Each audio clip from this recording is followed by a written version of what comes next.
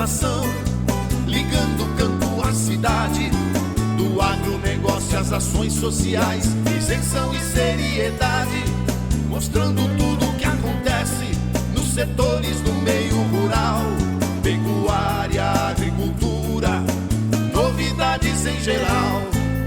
De manhã bem cedinho, essa é a sua companhia, Grande FM Rural. Comece bem no seu dia, de manhã bem cedinho, essa é a sua companhia, Grande FM Rural. Comece bem o seu dia. Apresentação: Cícero Faria. Bom dia, produtores rurais, bom dia, ouvintes da 92. Estamos chegando com o programa dessa quinta-feira, dia 19 de dezembro, levando para vocês os seguintes destaques. Piracemas não impede pesca predatória na fronteira com o Paraguai. Polícia paraguaia encontra agrotóxicos em farmácia. Anvisa bane gordura trans em alimentos industrializados. Preços do suíno encerram o ano quase 80% maiores. E as exportações de milho abriram dezembro com alta em relação a 2018. Amigo produtor, a cada nova safra surge um novo desafio. A Agrojangada está ao lado do produtor com uma equipe capacitada com as melhores soluções para a lavoura. Fertilizantes, sementes defensivos do plantio à colheita, sempre inovando e sendo referência em produtividade. Agrojangada Lojas em Itaporã, Avenida José Maria Bezerra Lima, número 60, fone 3451-5400. Dourados, Avenida Marcelino Pires, número 6027, fone 3410-5400. Naviraí, Rua Brasil 1110, fone 3461-2096. Laguna Carapã, a Avenida 22 de Abril, número 600, fone 3438-1360. E em Nova Andradina, a Avenida Antônio Joaquim de Moura Andrade, número 2991, sempre à disposição para melhor atendê-lo. Agrojangada, ao lado do produtor.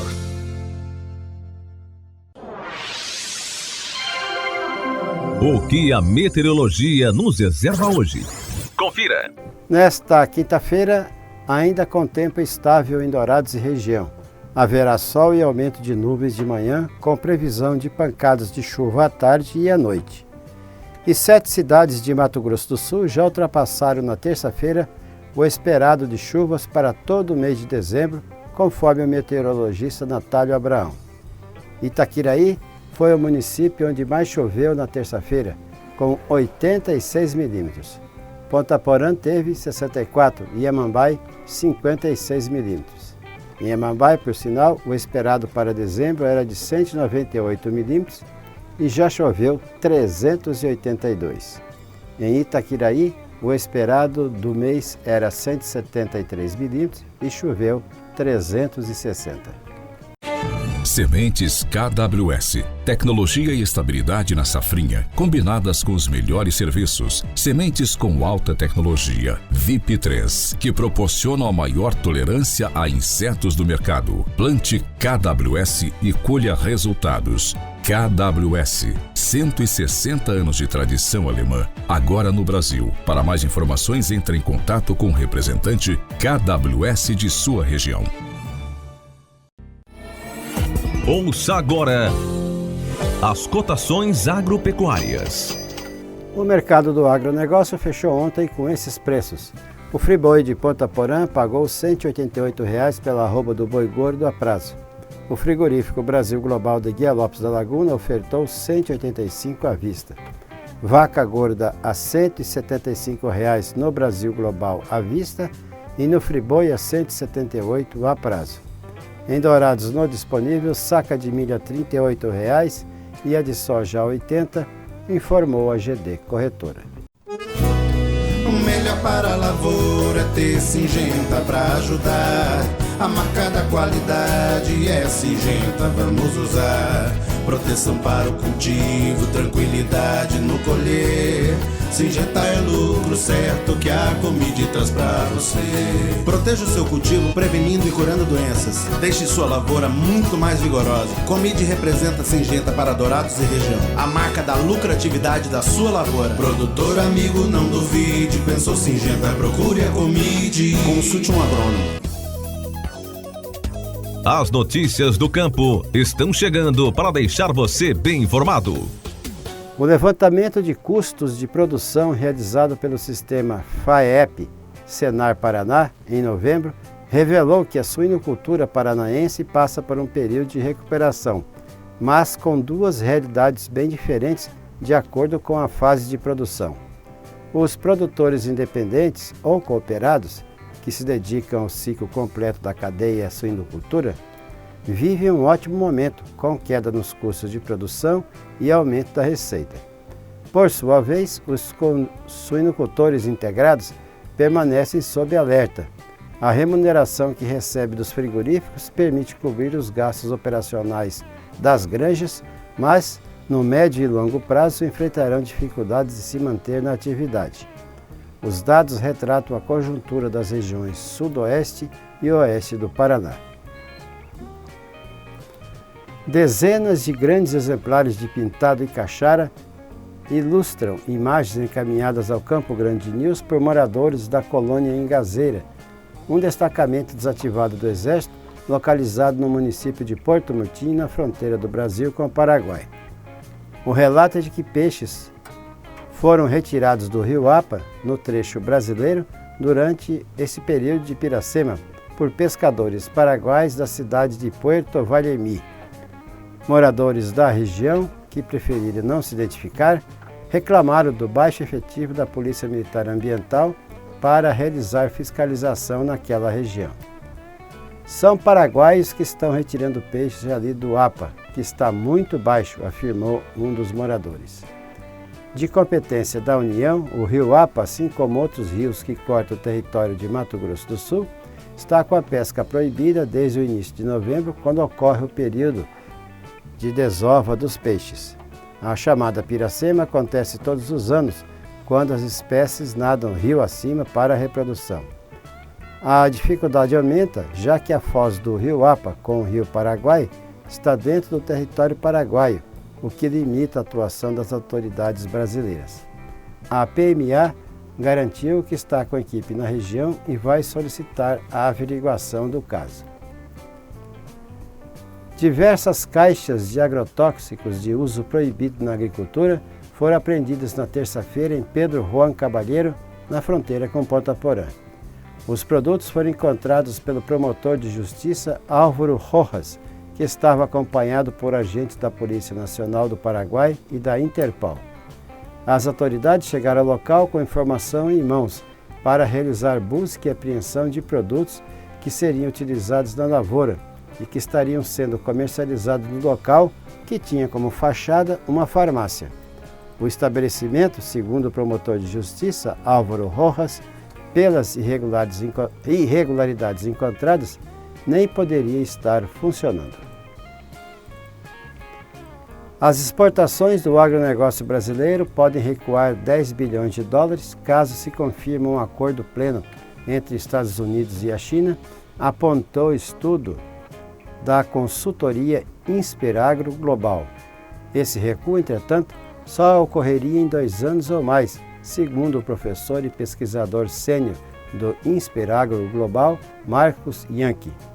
Ele esclareceu que o impacto ainda não deve ser sentido em 2020, uma vez que os Estados Unidos enfrentaram quebra de safra de grãos na colheita 2019-2020. Houve uma quebra de mais de 20 milhões na produção americana de soja e uma redução da mesma ordem na safra de milho.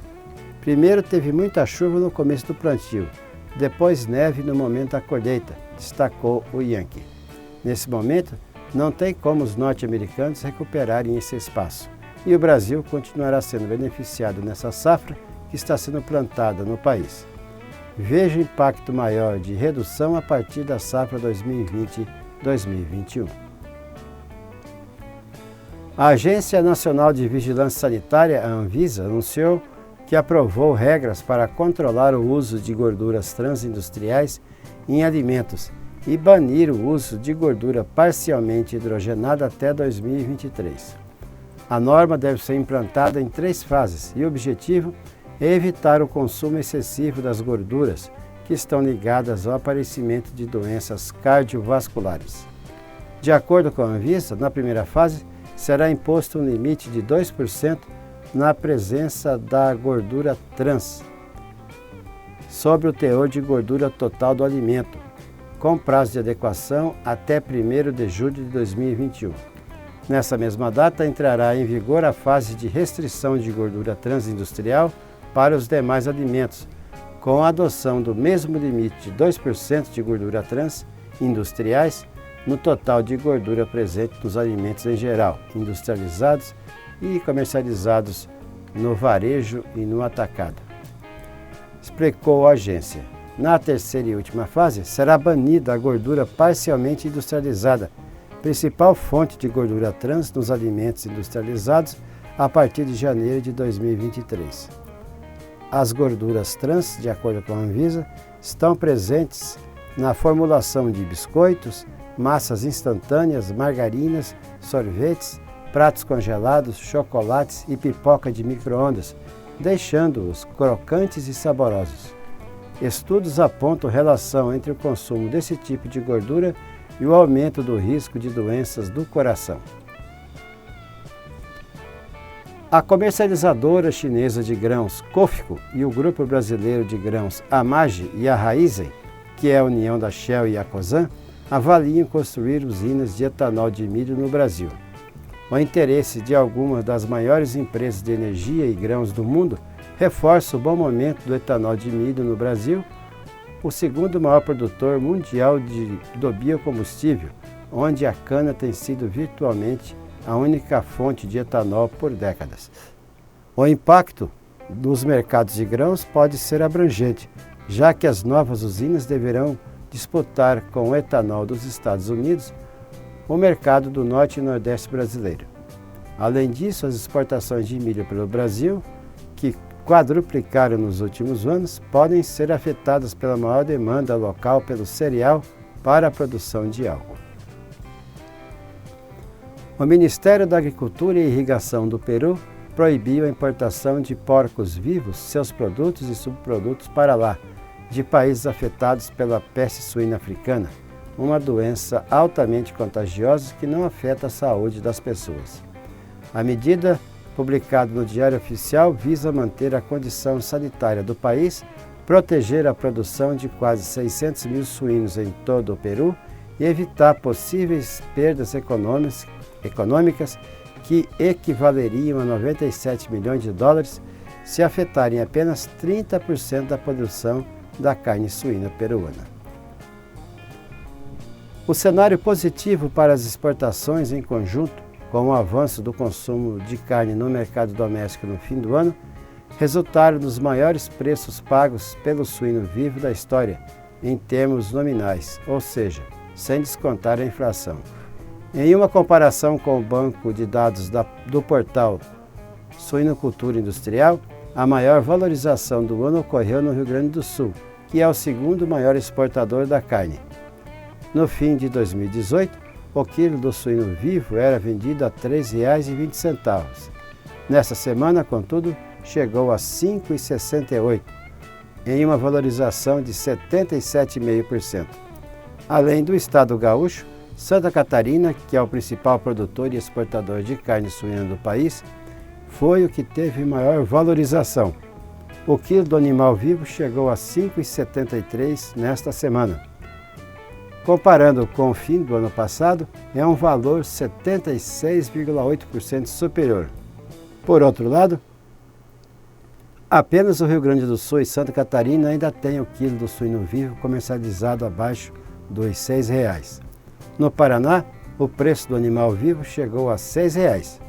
No começo de dezembro era R$ 5,70.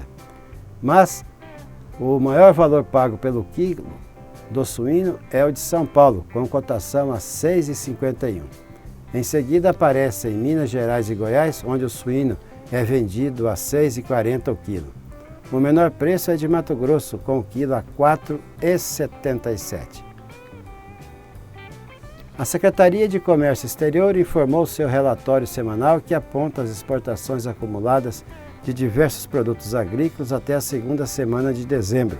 Segundo o levantamento, as exportações de milho em grão atingirão a média de 268 mil 600 toneladas por dia útil até o final da semana que acabou em 13 de dezembro.